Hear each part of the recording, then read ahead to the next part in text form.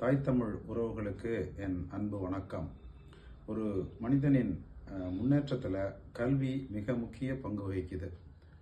பள்ளிக்கூடத்தில் மாணவர்கள் பெறுகின்ற அந்த கல்வித்திறன் அதுதான் பின்னாடி அவங்களுக்கு நல்ல வேலை வாய்ப்புக்கும் அதையொட்டிய பொருளாதார வளர்ச்சிக்கும் அந்த கிடைக்கின்ற வேலையின் மூலம் கிடைக்கின்ற ஊதியத்தை வைத்து குடும்பத்தை நடத்துகின்ற தகுதியும் அவங்களுக்கு கிடைக்குது. அது மட்டுமல்ல, நல்ல ஒழுக்கத்தை வளர்ப்பதற்கும் சமூகத்திற்கு பயன்படுகின்ற ஒரு மனிதனாக உருவாக்குறதுக்கும் பள்ளிக்கூடங்கள் தான் பயன்பட்டுக்கிட்டு இருக்கு.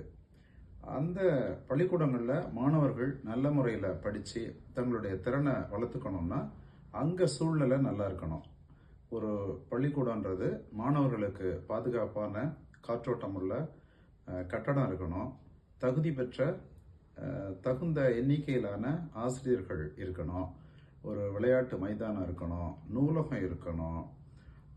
இதையெல்லாம் விட முக்கியமாக ஒரு நல்ல கழிப்பறை இருக்கணும். ஆனால் நம்ம நாட்டில் அரசு பள்ளிகளில் உள்ள கழிப்பறைக்கும் தனியார் பள்ளிகளுக்கும் நிறைய வித்தியாசம் இருக்குது. இந்த காணொலியில் நீங்கள் ஒரு 2 அரசு பள்ளிகளில் உள்ள கழிப்பறை எப்படி இருக்குது அப்படின்றத நீங்கள் பாருங்கள். இது மாதிரியான கழிப்பறையில் மாணவிகள் சென்று சிறுநீர் கழிக்க போனால் அவங்களுக்கு தலைவலியும் குமட்டலும் தான் வரும். அந்த நாற்றத்தை அவங்களால சகிக்க முடியாது. அதனால் மாணவர்களும் அதுவும் மாணவிகளுக்கு ரொம்ப சிரமம். இந்த மாதிரியான சூழ்நிலையில் சரி வீட்டுக்கு போய் சிறுநீர் கழிப்போம் அப்படின்னு சொல்லி நீண்ட நேரம் சிறுநீர் கழிக்காமல் அடக்கிக்கிட்டு இருந்தாங்கன்னா அந்த சிறுநீர் பையில் அது தேங்கிறதுனால சிறுநீர் தொற்று, இந்த யூரினரி ட்ராக்ட் இன்ஃபெக்ஷன் என்று சொல்லப்படுகின்ற சிறுநீர் தொற்று ஏற்பட்டு நடுக்கல் ஜுரம் இதெல்லாம் வர்றதுக்கு வாய்ப்பு இருக்குது. சிறுநீர் கல் உருவாகிறதுக்கு வாய்ப்பு இருக்குது. அடிக்கடி இது மாதிரி சிறுநீர் தொற்று ஏற்பட்டதுன்னா சிறுநீரகமே பாதிக்கப்பட்டு செயலிழப்பு கூட ஏற்படலாம். நம்ம ஒவ்வொருத்தருக்கும் தெரியும், நம்ம சில சூழ்நிலைகளில் சிறுநீர் கழிக்க முடியாத சூழ்நிலையாக இருக்கும். அப்போ 3 மணி நேரம் 4 மணி நேரம் தேக்கி வச்சுருந்தோன்னா அடிவயத்தில் எவ்வளோ வலிக்குது. இந்த வலியோட அந்த மாணவிகள் அங்கே பள்ளிக்கூடத்தில் படித்தாங்கன்னா அவங்களுக்கு கவனச்சிதறல் ஏற்படும், சரியாக அவங்க படிக்க முடியாது. இப்படிப்பட்ட சூழ்நிலை பல அரசு பள்ளிகளில் இருக்குது. ஆனால் உலக சுகாதார நிறுவனம் என்ன சொல்லுதுன்னா 25 மாணவிகளுக்கு ஒரு கழிப்பறை ஒரு பராமரிப்பாளர், 50 மாணவர்களுக்கு ஒரு கழிப்பறை ஒரு பராமரிப்பாளர் இருக்கணும்னு சொல்லுது.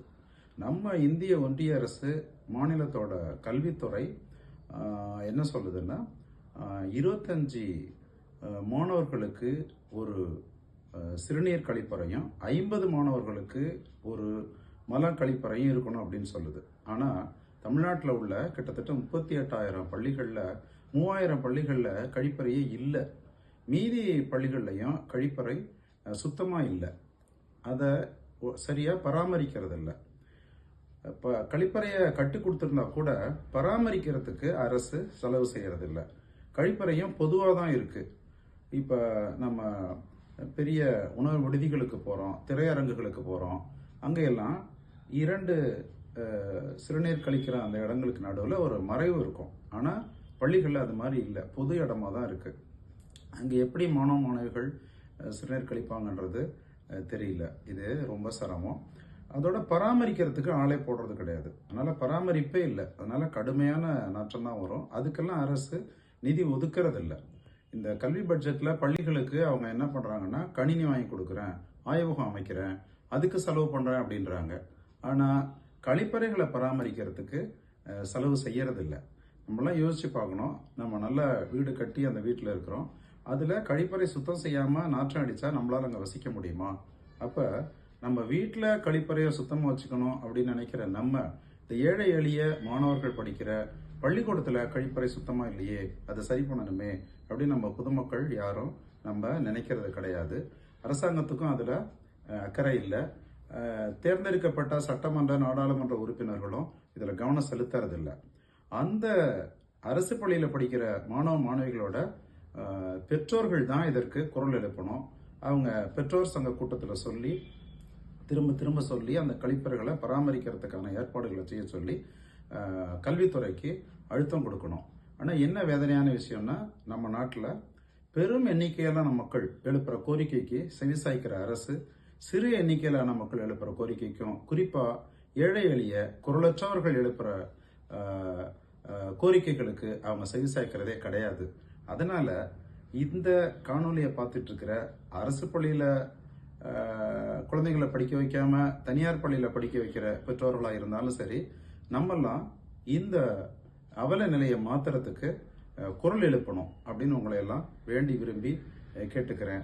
கல்வி கூடங்களை பொறுத்தவரை அரசு பள்ளிகள்ல வசதி இல்லை, போதுமான ஆசிரியர் இல்லை, சரியான கழிப்பறை இல்லை, எல்லாம் தனியார் பள்ளிக்கூடத்தில் சேர்க்கிறீங்க.